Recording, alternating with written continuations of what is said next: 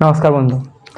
আজকে আমি ব্লাড রিলেশনের পুরো কনসেপ্টটা বোঝাবো, কিভাবে এটা করবে পরীক্ষা খাতায়, কত শর্টকাটে করতে পারো তাও আমি বোঝাবো। এবার ব্লাড রিলেশন আমরা মানে কি জানি, বাংলা মানে রক্তের সম্পর্ক, তাই তো? রক্তের সম্পর্ক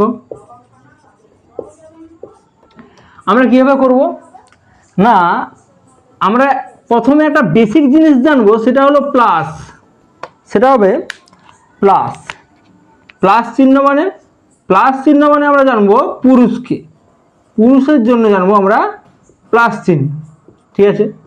এবং মাইনাস চিহ্নটা জানবো আমরা মহিলার জন্য, ঠিক আছে? মহিলা।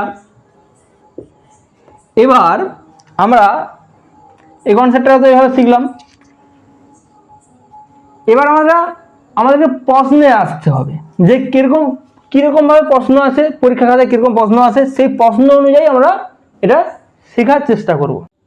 তো আমরা ব্লাড রিলেশনের একটা এরকম প্রথমে প্রশ্ন নিলাম, আমরা আস্তে আস্তে আরও অন্য ধরনের প্রশ্ন আনবো এবং বুঝবো।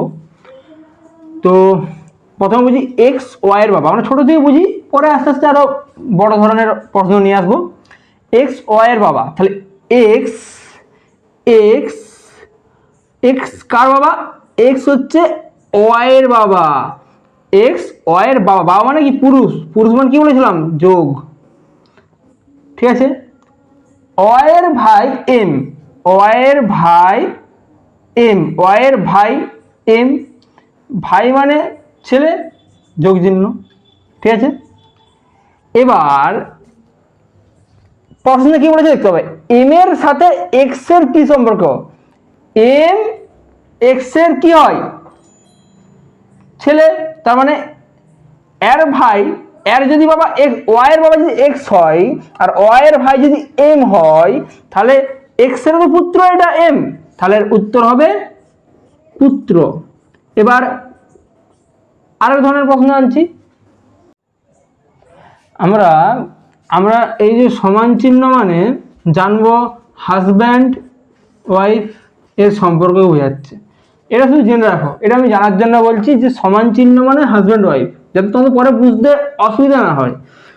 আর এই চিহ্নটা মানে আমরা জানবো এই যে এই পাশ দিয়ে তীর চিহ্ন, এরকম একটা মাইনাস চিহ্ন, মাইনাসটা উল্টা দিয়ে এরকম চিহ্নটা মানে আমরা জানবো ওই সন অ্যান্ড ডটার, মানে পুত্র বা পুত্রী, মেয়ে ছেলে, এই জিনিসটা বোঝানোর জন্য এই চিহ্নটা ইউজ করা হবে। আর এই চিহ্নটা ইউজ করা হবে, এটা কিন্তু মাইনাস নয়, এটা চিহ্ন, এই চিহ্নটা ইউজ করা হবে ভাই, ব্রাদার অ্যান্ড সিস্টার, এই জিনিসটার জন্য, ঠিক আছে? এটা আর কিছু নয়, জাস্ট এইগুলো এই জন্য মনে রাখবে। তো আমরা প্রথমে কি করে জানবো এ বি এর স্বামী, তাহলে এ এ বি এর স্বামী, এ বি এর স্বামী, স্বামী পুরুষ তাই প্লাস চিহ্ন, বি স্ত্রী মহিলা তাই মাইনাস চিহ্ন। আর ওই যে বললাম স্বামী স্ত্রীর হলে আমরা এই সিম্বলটা, এই চিহ্নটা ইউজ করব, ঠিক আছে? এবার বলে যে সি বি এর শাশুড়ি, সি কার শাশুড়ি? বি এর শাশুড়ি। বি এর শাশুড়ি মানে নিশ্চয় এর মা, এর মানে তো বি এর শাশুড়ি, তাহলে এর মা কে? সি, সি মা মহিলা তাই মাইনাস চিহ্ন ইউজ করলাম। ডি এর বাবা, ডি হচ্ছে এর বাবা, এর বাবা ডি, তাহলে বাবা কখন হবে? যখন সি এর স্বামী হবে, তার মানে ইনি হচ্ছে সি এর স্বামী এবং ডি এর বাবা ডি, তাই আমরা প্লাস চিহ্ন ইউজ করলাম। এবার ই ডি এর মা, ই আবার কার মা? ডি এর মা, মানে ই হচ্ছে এই যে ডি, এই যে ডি, ডি এর মা হচ্ছে ই, ডি এর মা হচ্ছে ই, মাইনাস চিহ্ন ইউজ করলাম।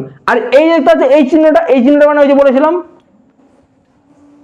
পুত্র এবং পুত্র, ছেলে বা মেয়ে, তাই এই যে ইউজ করেছি এখানে। সি এবং জি এর মা হচ্ছে এফ, তাহলে সি এর মা এবং জি এর মা এফ, তাহলে এই যে আবার এনার মা কে? এনার মা কে? এফ, এনার মা কে? এফ।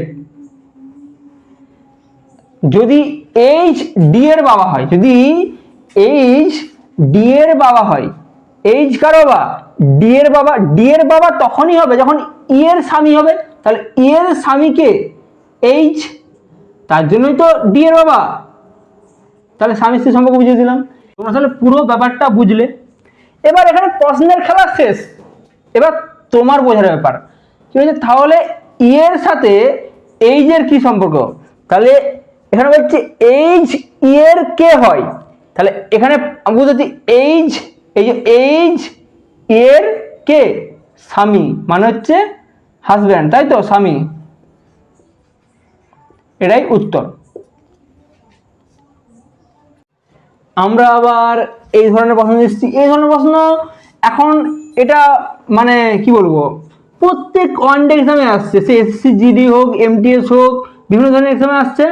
এভাবে দিয়ে দিচ্ছে যে a@b, এখানে কি আছে এইখানে দেখতে হবে, এইখানটা প্রথম ফলো করবে, তারপর এইখানটা ফলো করবে। a@b মানে মানে হচ্ছে এ বি এর ভাই, এ বি এর ভাই হয়ে গেল। B#C, A#B মানে হচ্ছে এ বি এর বোন, তাহলে বি সি এর বোন, বি হচ্ছে সি এরও বোন, আবার এদিকে এ এরও বোন।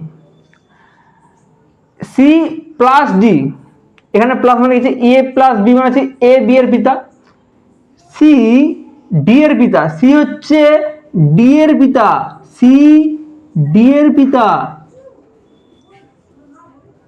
ঠিক আছে। D+E, আবার ডি হচ্ছে ই এর পিতা, আবার ডি হচ্ছে ই এর পিতা, ডি হচ্ছে ই এর পিতা, ঠিক আছে।